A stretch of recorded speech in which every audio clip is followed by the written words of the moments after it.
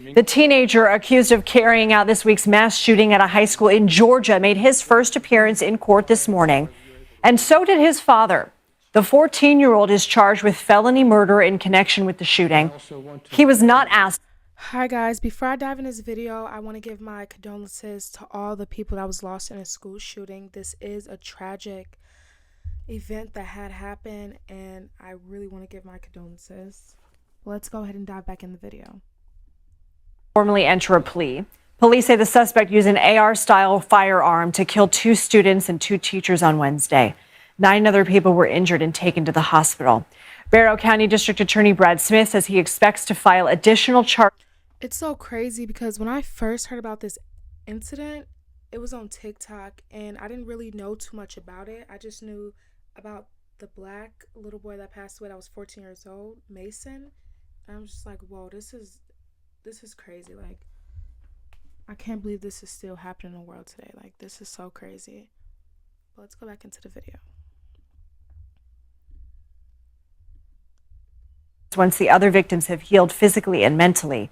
This morning, the judge corrected himself after making a mistake regarding the punishment the accused shooter could face. I correctly told you the maximum penalty for the crimes for which you are charged. That's correct, except for the fact that you are under 18 years old. So I wanted to inform you and make it clear to you that the penalty for the crimes for which you are charged does not include death. It includes life without the possibility of parole or life with the possibility of parole.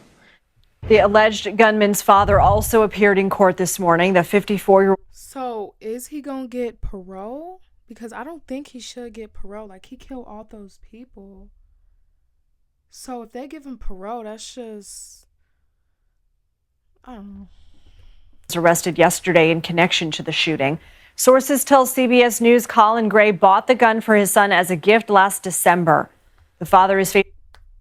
You buy your 14-year-old child a gun as a gift? Oh my gosh. That is a southern state for real. Like, ain't no way you're buying your 14-year-old child a gun. You knew your child was finna go up and shoot something. Like, make that make sense. Charges of involuntary manslaughter, second-degree murder, and cruelty to children. The judge told him he could spend up to 180 years in prison if convicted on all counts. CBS News has also obtained transcripts from an interview between the suspect, his father, and investigators in May of last year, so before that gun was purchased. The alleged gunman was investigated over posts he allegedly made on social media, threatening to carry out a shooting at his school. During the local police's line of questioning, the suspect was limited in his response. His father repeatedly told officers the two were serious about gun safety and the allegations against his son. Okay, so not only we blame the child and the father, we got to blame the police as well, because if that incident had happened, they could have prevented all of this by actually taking action on the things that were going on. So this all could have been prevented. Anna Schechter is here with me now in Studio 57. She's the senior coordinating producer for CBS News' Crime and Safety Public Unit. Anna, good to have you here with us on this case. So let's talk first about the arraignment. Did anything notable happen, and what happens next? Well, we didn't hear from Colt Gray today. We just saw this young boy, 14 years old, walking in with that shock of blonde hair that you saw. He sat there motionless, listening to the judge. After that, we saw his father, the 50. Y'all, he looked like a school shooter. I'm not gonna lie. Like, he really do. 4-year-old come in, and he was visibly nervous and under stress. He was shaking back and forth as he was listening to the judge. So we didn't get any information about exactly what's going to come next. But DA Brad Smith did tell reporters outside the courtroom a little bit later that we can expect on October 17th a grand jury to convene. So that gets us into this timeline. We don't have a plea for either of them, so we're also watching for that. Okay, let's talk about this investigation that happened in May of 2023. I want to go ahead and play some of the sound from the interview between the suspect, his father, and police. All the school shootings, things that happen. Yeah, all, scary. Hey, are you getting picked on at school? He is. He's getting picked on at school, and is everything okay? That's why I keep going up there. Yeah. You know, because you never really know, and I don't want anything to happen to him. So.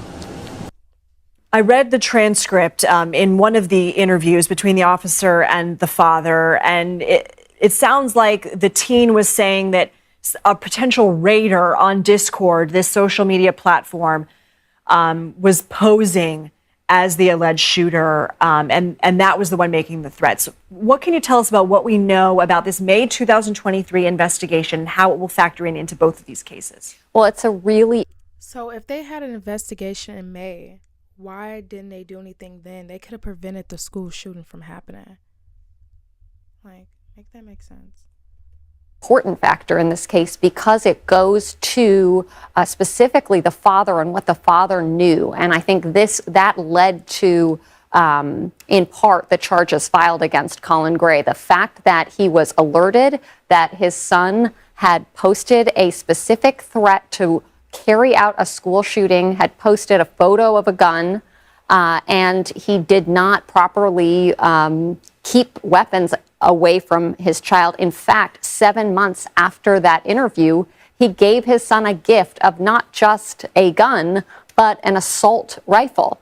And so all of that will play into this pattern. If we look back at the Michigan case, He knew he was turning his son into a school shooter or just a killer in general. Why are you giving your 14-year-old child a gun? That is not even a present. Like, you know your kid is going to turn into a murderer.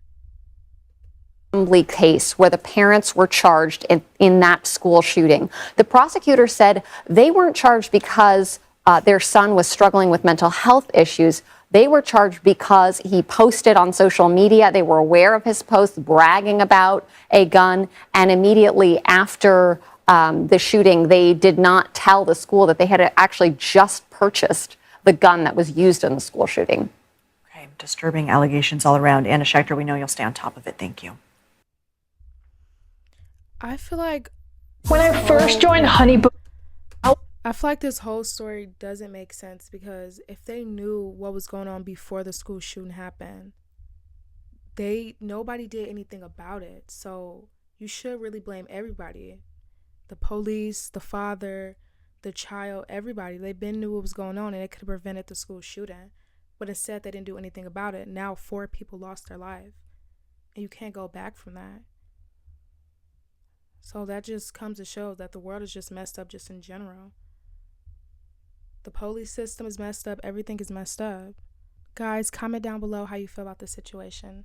Thank you so much. Have a wonderful day.